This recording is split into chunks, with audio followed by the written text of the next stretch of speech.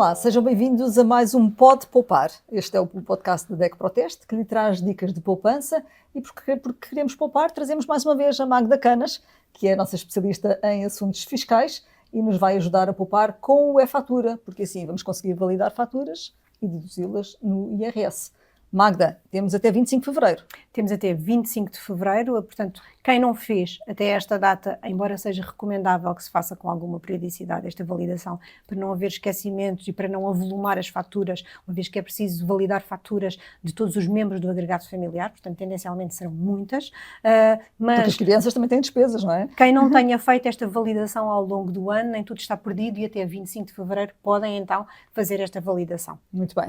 Temos até 25 de fevereiro para fazer validação das despesas de 2024, embora a todo momento se possam fazer já das despesas de 2025 à medida que elas vão surgindo. Mas para já vamos falar das despesas de 2024 porque são elas que contam agora para o IRS a entregar este ano. IRS que também é referente aos rendimentos obtidos em 2024. É preciso deixar isso bem claro. E depois o e-fatura está organizado, vamos chamar-lhe, em gavetas temáticas, não é? Temos as despesas de saúde, de educação, imóveis, lares e depois aquela gaveta genérica onde cabe tudo, que são as despesas gerais e familiares. São os outros. São os outros, sim. Na plataforma do e-fatura até está lá outros. Vamos começar pelas despesas de saúde. O que é que podemos meter aqui? Nós podemos meter medicamentos, consultas, até algumas despesas com exercício físico. Imaginem pilates, por exemplo, que seja prescrito pelo médico e seja feito num local que tenha o CAI, e o CAI é o Código de Identificação do estabelecimento. Na área da saúde também poderá ser apresentado, mas também estamos aqui a falar de pomadas receitadas pelo dermatologista, estamos a falar também de fraldas para incontinentes, se bem que, e há aqui uma ressalva a fazer importante, fraldas para bebés ainda não são elegíveis no âmbito das despesas de saúde. Estamos a falar dos adultos ou dos mais crescidos incontinentes, não é? Essas fraldas geralmente para adultos. Mas também cabem aqui próteses, lentes para os óculos, aparelhos dentários. Estas despesas enquadráveis na área de saúde, de facto, são elegíveis. Mas, Magda, depois aparece-me lá um campinho a dizer associar receita. Sim. Porque nem todas as despesas de saúde entram assim diretamente. Embora elas sejam elegíveis, elas não são imediatamente consideradas. E exatamente por não serem logo imediatamente consideradas é que é preciso fazer aqui esta validação. No caso das despesas de saúde, como um dos fatores que as faz ser elegíveis é exatamente haver uma prescrição médica, é necessário então juntar esta indicação que são sustentadas numa indicação dada pelo médico, que na maioria dos casos será então uma receita médica, e nesse sentido é preciso dar essa informação, no fundo, ao e-fatura. No fundo ele está a perguntar-nos, tem receita? É mais ou menos isso que ele está a fazer. Sim. E tem que dizer que sim, né? Tem receita e foi comprado num estabelecimento com CAI de saúde, então assim pode ser. Isto só acontece com algumas despesas, tem a ver com o IVA, não é? Tem a ver com o IVA, porquê? Porque no âmbito da saúde há várias taxas de IVA. Nós temos serviços que são isentos, serviços e produtos também que têm uma taxa reduzida e depois temos muitos produtos e serviços também que são taxados à taxa normal de IVA. Tendencialmente, estes ficariam fora da gaveta. No entanto, há maneira de forçar esta inclusão no âmbito das despesas de saúde e como? Através da receita. Então, o e-fatura, não para despesas com IVA de 0 ou IVA 6%, não te pergunta nada, aceita de caras. Quando o IVA é superior, então, já ficam pendentes. No fundo, é esta a expressão que se usa. No âmbito do e-fatura, sim. Se o IVA for 23%, vai ter essa pergunta do e-fatura, se pode associar receita, se tem uma receita para associar, e aí ela só será contemplada se tiver de facto associado uma receita e se o estabelecimento onde foi comprado esse produto ou serviço tiver um CAI de saúde. Já agora, para confirmar se o CAI do estabelecimento é de saúde ou não, podemos dizer que sim, existe uma lista oficial que pode ser consultada no Sistema de Informação dos CAIs, no site do SICAI. É possível aí introduzir o número de contribuinte do estabelecimento e apurar se algum dos CAIs desse estabelecimento é na área da saúde. E aí sim, despesas com 23% de IVA entrarão.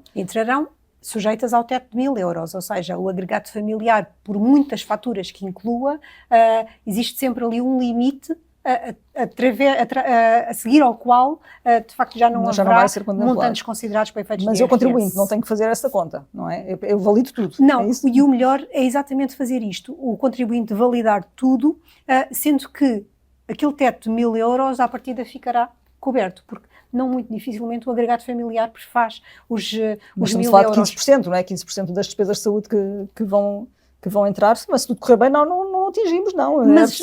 Mas independentemente disso, há sempre sobressaltos de saúde, infelizmente. Claro. Em anos maus pode acontecer. E, por exemplo, crianças fazem visitas regulares a pediatras, a oftalmologistas e todas as outras especialidades envolvidas. Despesas caríssimas que podem ver daí para a frente, não é? E nesse sentido, há que não descurar e, sobretudo, há que otimizar. No fundo, já que pagamos imposto, que paguemos o menor imposto possível. Sim, já que temos as despesas, porque não deduzi-las, não é?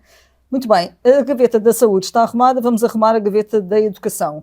Aqui temos 30% das despesas a contar para a gaveta da educação e o que é que aqui cabe? Já sabemos que o material escolar não cabe. Sim, material escolar não cabe, mas cabem, por exemplo, cantina escolar, ou seja, os almoços que as crianças ou adolescentes tomem no estabelecimento escolar, à partida serão pagos com os típicos cartões de escola que os pais carregam, mas exatamente por esses cartões só se poderem usar no estabelecimento escolar, a taxa de IVA é adequada. Portanto, tudo o que for comprado lá dentro, seja comida, seja papelaria, seja o que for, será considerado como despesa escolar.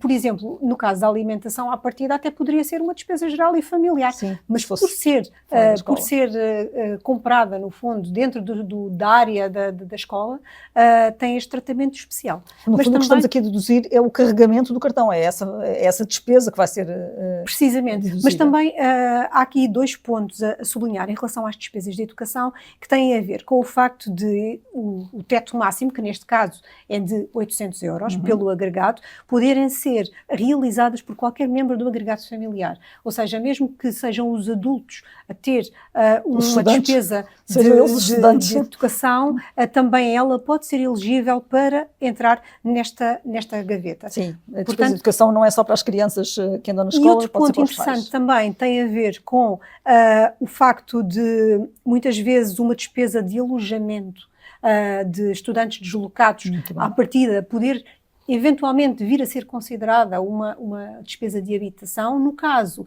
dos estudantes deslocados, se estiverem qualificados como tal no portal das finanças e o contrato de arrendamento também estiver registado no portal das finanças, e desde que este estudante viva ou durma a mais de 50 quilómetros da casa do agregado familiar, essa é a condição para ser estudante deslocado, não é? Esta despesa, em vez de ser uma despesa de habitação, tratar-se-á então de uma despesa de educação.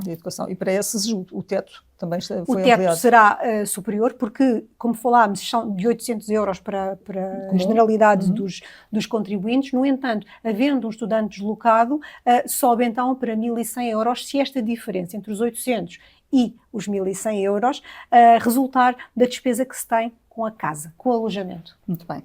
Passamos então para a gaveta que se chama imóveis, mas onde não entra tudo aquilo que a gente compra para a casa, pois não? Não entra tudo que se compra para a casa e aliás, não entra nada do que se compra para a casa. Que a única coisa que entra é exatamente a casa. Sim, aquilo que se paga para ter a casa. Não é? Aquilo que se paga para ter a casa.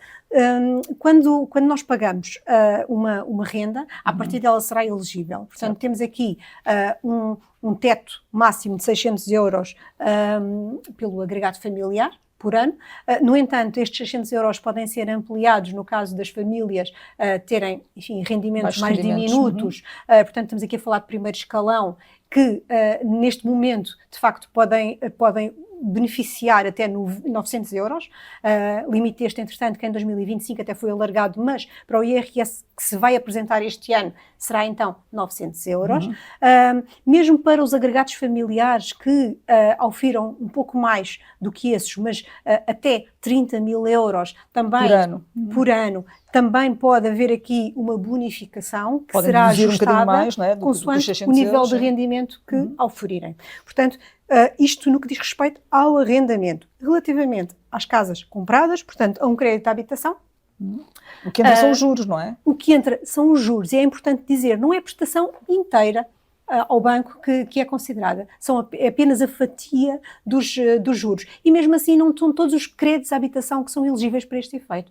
E porquê? Porque, de acordo com a lei, apenas os créditos à habitação que tenham sido contratados até ao final de 2011, portanto 31 de janeiro de 2011, é que são elegíveis. A DEC Proteste tem, de resto, feito aqui reivindicações ano após ano, no sentido de exigir um tratamento igual ou igualitário entre estes proprietários e os proprietários que adquiriram a partir do dia 1 de janeiro de 2012. Porquê? Porque estão em circunstâncias absolutamente iguais, mas são tratados de forma diferente. Todos pagam aqui, crédito de habitação. Até estão incluídos certo. Aqueles agregados familiares que, mesmo tendo contratado um crédito de habitação antes de 2012, acabaram por vicissitudes da economia, da vida pessoal de cada um, ter que fazer uma transferência de crédito de habitação para outra instituição. E o que determinou a lei, o que entendeu a lei e quem a aplica, é que esses créditos de habitação deixaram então de beneficiar porque os contratos têm uma desta data possibilidade de deduzir os juros, 2012, o que também não consideramos justo, de resto. Claro. Então, assim, só mesmo contratos de crédito de habitação celebrados antes de 31 de dezembro de 2011 é que estão abrangidos, e para a primeira habitação, não é? Para a habitação própria permanente, é que estão abrangidos por esta possibilidade de deduzir 15% dos juros, mas todos os outros, seja para habitações secundárias, seja para contratos de crédito de habitação, de primeira habitação já celebrados depois de 2012, esses sim não podem deduzir rigorosamente nada nesta gaveta dos imóveis de IRS. Seguro da casa também não entra. Não é elegível para este efeito. Nem nada mais que se faça obras na casa. Por isso é que dizíamos que isto é somente a casa que é considerada para efeitos desta gaveta. Depois temos ainda uma outra gaveta que se chama lares, e aí estamos a falar das estruturas de apoio, quer para idosos, quer para outras pessoas mais novas que precisem de apoio residencial. Nas despesas com lares, há aqui uma dúvida que surge muito, Magda, que tem a ver com os filhos que ajudam a pagar o lar dos pais. Neste caso, como é que é? Eles conseguem pôr essa fatura no e-fatura? Essa será, porventura, a maior dúvida. E porquê? Porque a maioria dos agregados familiares que tenha idosos a cargo ou parcialmente a cargo, acaba por ter que suportar pelo menos parte das mensalidades devidas a lares de idosos. E existiu uma pronúncia da autoridade tributária, mais ou menos recente, no sentido de obrigar a que as faturas sejam tituladas pelo utente desse lar, ou seja, pelo idoso que vive ou beneficia daqueles cuidados.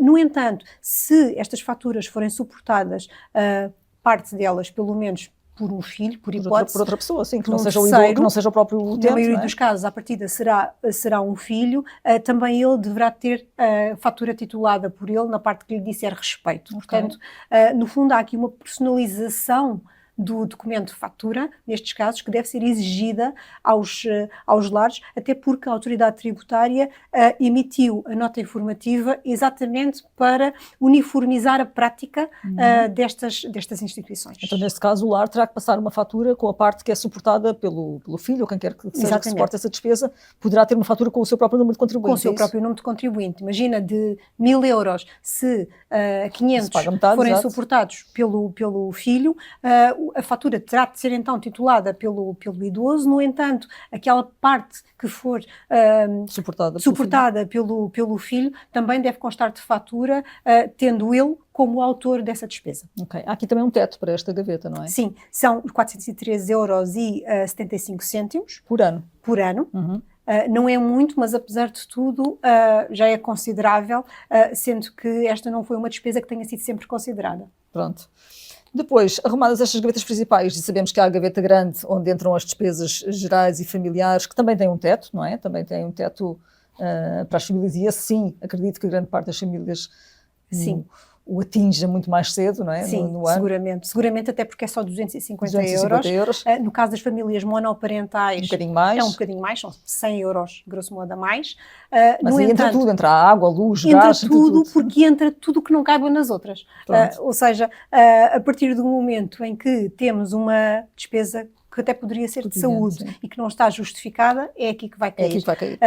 A partir do momento em que temos um seguro da casa que não é considerado Sim. para efeitos de casa, é aqui que vai Depois cair. é o supermercado, o combustível, tudo vai lá parar, não é? Tudo. Vestuário, Sim.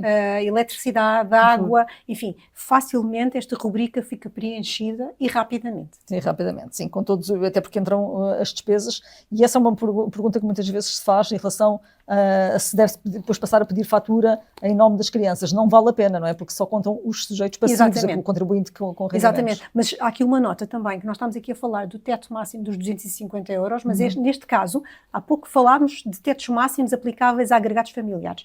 Neste caso, será então por contribuinte. Este teto dos 250 euros será por contribuinte. Também importa aqui... Contribuinte, estamos a falar não dos dependentes. Não dos dependentes, portanto, dos sujeitos passivos, no Sim, fundo. é assim que as finanças chamam aos contribuintes mais velhos, não é? Somos sujeitos passivos. Muito bem, 4 gavetas despachadinhas, saúde, educação, imóveis e lares. Vamos falar daquela gaveta que ou é agora ou nunca, que é do benefício de IVA. Se não for validado nesta fase de até 25 de fevereiro, e já não há hipótese de ir depois preencher manualmente na declaração de IRS. Sim, são despesas absolutamente perdidas para efeitos de IRS, aquelas que se tenham com hotelaria, restauração, cabeleireiros, enfim, ginásios, em termos gerais, porque há pouco e aqui para te falámos ajudar, daqueles... alojamento, reparações de veículos, oficinas, portanto, lá está. Todas estas têm... Cabeleireiros, esteticistas e desporto, é isso. Têm a possibilidade... do IVA pode ser deduzido. 15% do IVA pode ser deduzido. Se estas não forem agora validadas, caem para todo o sempre no esquecimento e, portanto, não serão consideradas. Falamos aqui de 15%, mas temos 3 patamares diferentes de benefício de IVA, porque é assim que se designa. Será, então, 35% no caso dos veterinários e os medicamentos para uso veterinário, e será mesmo de 100% no que diz respeito... Do IVA, mais uma vez estamos sempre a falar do IVA, sempre né? do IVA, portanto, é uma pequena fatia do preço, no fundo, do preço sim. total, e serão, então, 100% no caso dos transportes, portanto, estamos aqui a falar, por exemplo, de passos sociais, e também no caso das publicações periódicas, ou seja, se um determinado contribuinte assinar um jornal ou uma revista que lhe chegue periodicamente a casa, à partida 100% do IVA respeitante a esta publicação será então suportado. Muito bem. Já dizias há pouco, temos que fazer a validação das faturas de todos os elementos do agregado familiar até 25 de fevereiro. Depois disso, há um prazo que acontece em março para se ver se está tudo ok. Sim, mas nem tudo está visível imediatamente, não é? Nós sabemos que os comerciantes só têm que transmitir esta informação sobre as faturas até ao dia 20 do mês seguinte à realização daquela despesa. Portanto, se foi ao e-fatura e viu que uma fatura realizada há relativamente pouco tempo atrás, em janeiro ainda não estava lá. Não está lá, não desespere de alguns dias para perceber se entretanto foi apenas por uma questão de dias ou de horas até. No entanto, também há algumas despesas que pela sua natureza não aparecem no e-fatura para efeitos de validação. Estas estarão visíveis, mas apenas visíveis, entre os dias 15 e 31 de março, portanto, antes da entrega de IRS, para efeitos de confirmação. Há alguns exemplos. Estamos aqui a falar de rendas, estamos a falar de taxas moderadoras, estes são alguns, os juros da casa, habitação, são alguns dos exemplos de despesas que à partida não estarão visíveis. Não precisam de validação, não é? Porque não precisam de validação. Só estarão mais tarde. Há aqui depois um outro ponto que tem a ver com os trabalhadores independentes, que o e-fatura vai-lhes perguntar se aquela despesa, e pergunta-lhes para todas as despesas, se foram feitas no âmbito da atividade profissional, sim ou não, e se sim, se conta a despesa toda ou parcial. E isso é sobretudo relevante no caso dos trabalhadores independentes que realizem uma atividade na sua própria casa, porque acontece muito, uma costureira, enfim, alguém... Hoje em dia com o teletrabalho, um desenhador, gente, mas com o teletrabalho, como bem dizes, de facto é muito fácil confundir ali despesas. Então, nesse caso, terá então que dar essa informação à autoridade tributária no sentido de dizer esta despesa foi realizada neste âmbito e aquela despesa foi realizada naquele. Sim, se foi, portanto, há 3 hipóteses, ou é não, ou se foi sim, total ou parcial. Que parece ser parte. Se foi em todo ou em parte a ver com a atividade profissional. Depois disso, as despesas que estão validadas poderão ser serão certamente tidas em conta se o IRS for preenchido de forma automática, e se for esse o caso, não é preciso fazer mais nada. Nessa altura, quando for o preenchimento do IRS automático, todas as despesas validadas na fatura já serão tidas em conta. Mas há aqui alguma intervenção mínima que o contribuinte deve ter com a sua declaração de rendimentos, que é confirmar se todos os dados estão corretos. Portanto, não é preciso fazer nada, não é preciso intervir, mas é preciso verificar. Ou é conveniente, aconselhável verificar. E também, no caso da declaração de IRS, é importante fazer simulações, porque os cenários, enfim, os resultados podem ser diferentes consoante o cenário que se apresente. Claro. E por isso é uma recomendação sempre a ter em consideração, mesmo que tenha feito tudo certinho, validado as faturas todas, fazer simulações é um cuidado a ter. Até porque o IRS automático é apenas uma proposta e a pessoa pode sempre simular e ver se fizer de outra maneira, de forma manual. Há um exemplo muito prático de simulação que pode trazer resultados completamente diferentes. O facto de viver em casal e pretender uma tributação conjunta ou separada e terá necessariamente dá conta de resultados absolutamente diferentes. Veja o que é mais favorável para o seu caso concreto. Uma última nota para dizer que não podemos deixar tudo para a última da hora, porque... não podemos deixar tudo para a última hora, exatamente porque pode haver esquecimentos e porque as senhas podem não funcionar. As senhas este ano até contam com novas regras, portanto, elas podem não funcionar e no caso de precisar de pedir uma nova senha... Porque às vezes as senhas expiram, não é? E não apenas por isso, no caso de ter que validar faturas de um falecido, por exemplo, que provavelmente não conhecerá a senha que era usada por essa pessoa, terá então de pedir uma nova senha, novas credenciais de acesso. Mudaram as regras, mas de facto não mudou o prazo médio de envio desta senha para o domicílio fiscal e continua a ser os 5 dias em média. Mais ou seja, pelo menos com esta antecedência, ter o cuidado de fazer este pedido.